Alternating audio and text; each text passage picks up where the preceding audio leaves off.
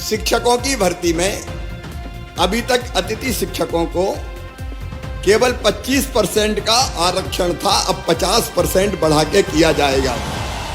अतिथि शिक्षक वर्ग 1 9,000, इसके स्थान पे 18,000 रुपया दिया जाएगा। अतिथि शिक्षक वर्ग 2 7,000, उसकी जगह 14,000, और 3 को 5,000 की बजाय 10,000 रुपया ये मानदेय किया जाएगा। और मेरे प्रिय अतिथि शिक्षक बहनों, भाइयों, बेटे बेटियों,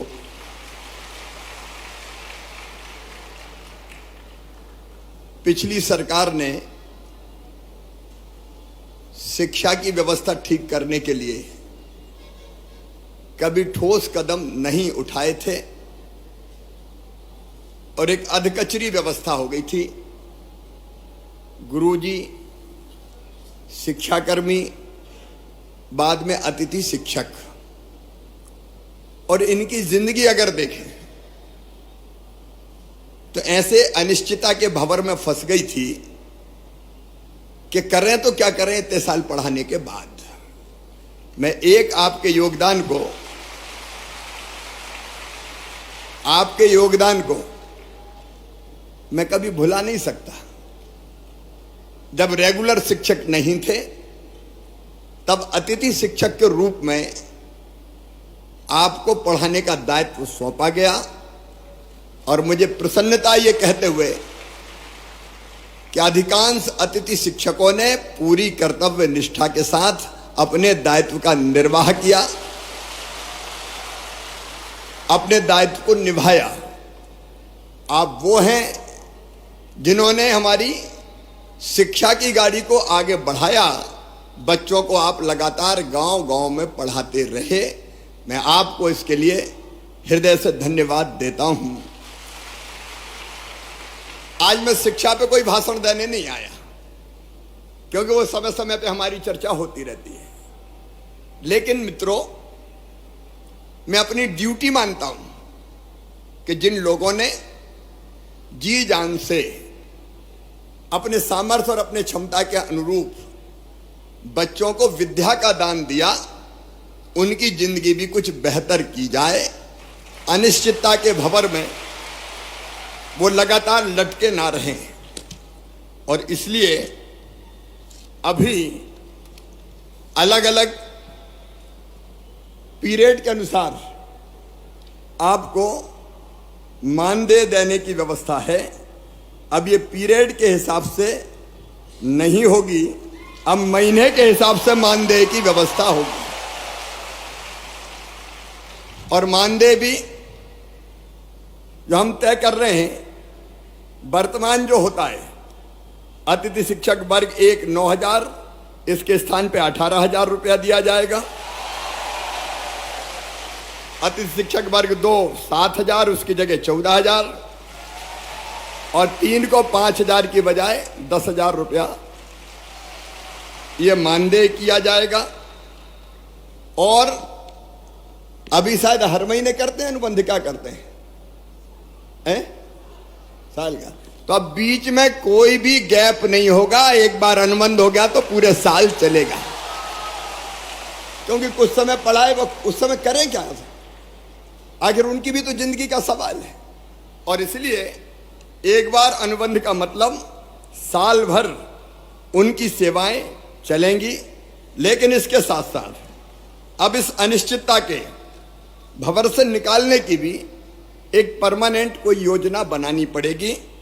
और इसलिए हम एक शिक्षकों की भर्ती में अभी तक अतिथि शिक्षकों को केवल 25% का आरक्षण था, अब 50% बढ़ा के किया जाएगा।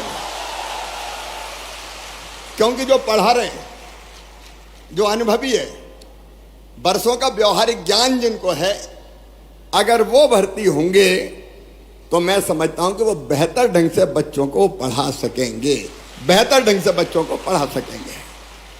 और ये व्यवस्था अगली भर्ती से ही जैसे होती है तत्काल हम लागू करने का काम करेंगे।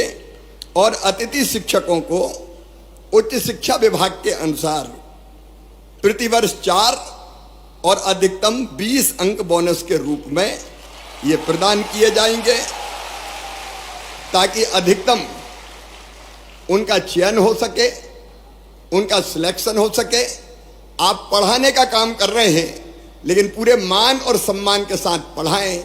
एक मैं ये भी तय कर दूंगा कि जैसे नियमित पढ़ाने वालों को वेतन मिलता है, अब चूंकि वेतन तय हो गया है, मानदेय तय हो गया है, इसलिए निश्चित महीने की 1 तारीख, 1 या 2, 3, 4 जो भी होती है, उसमें सबको मानदेय मिल जाए, भटकना ना पड़े, परेशान ना होना पड़े, ताकि इनके घर की गाड़ी भी चल सके, परिवार को भी ये ढंग से देखने का काम कर सके।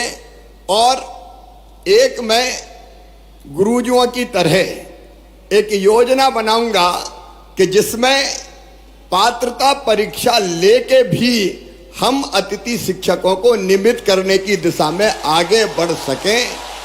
जब गुरुजी के लिए किया है तो उनके लिए भी हम सोच सकते हैं। केवल जो आरटीए के अंतर, आपको पता है शिक्षा का जो कानून है आरटीई, उसके अंतर्गत डीएड बीएड वाली जो बाध्यताएं हैं वो हम रिलैक्स नहीं कर सकते, क्योंकि वो केंद्रीय कानून है। लेकिन उसको छोड़ के मेरी इच्छा है कि तुम सब नियमित हो जाओ, ढंग से पढ़ाओ, बच्चों को भी ठीक से पढ़ाओ, और बच्चों के साथ साथ अपने परिवार का भी आप ध्यान रख पाए। आपने इतने दिन में जहां गया, बहुत अनुशासित तरीके से अपनी बात रखने का काम किया। मैं जहां जाता था, मेरे अतिथि शिक्षक मित्र मिलते थे और बड़े अनुशासित ढंग से अपनी बात करते थे। मेरी आपसे इतनी अपील है कि मैं आपकी चिंता करूंगा, भारतीय जनता पार्टी की सरकार आपकी पूरी चिंता करेगी। आपकी जिंदगी अनिश्चित हम नहीं रहने देंगे, निश्चितता लाकर ही रहेंगे। कई कदम मैंने आपको बता दिए, लेकिन आपसे भी मेरा आग्रह है कि शिक्षक का मतलब सामान्य सेवा नहीं है, यह है बच्चों का भविष्य बनाने का काम। आज जो बच्चे पढ़ेंगे वो ही मध्य प्रदेश बनाएंगे, वो ही अपने देश को बनाएंगे।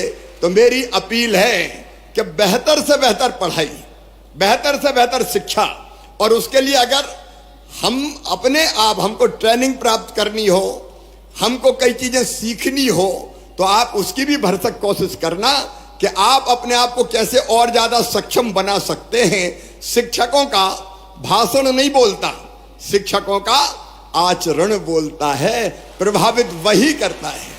और इसलिए आपका आचरण बोले। आपको देखे देखो, मैं आज जो कुछ हूं, मैंने अनेकों बार कहा है, मैं आज फिर कह रहा हूं कि मैं जो कुछ हूं आज, उसमें सबसे बड़ा योगदान है तो मेरे माता पिता के बाद मेरे गुरु, मेरे शिक्षक श्री रतन चंद जैन जी का है। मैं उनको बारंबार प्रणाम करता हूं। गुरु चाहे तो बच्चों की जिंदगी बदल दे, और इसलिए अपने यहां कहा है, गुरु गोविंद दोऊ खड़े काके लागू पाए, बलिहारी गुरु आपकी गोविंद दिया बताए, गोविंद दियो बताए।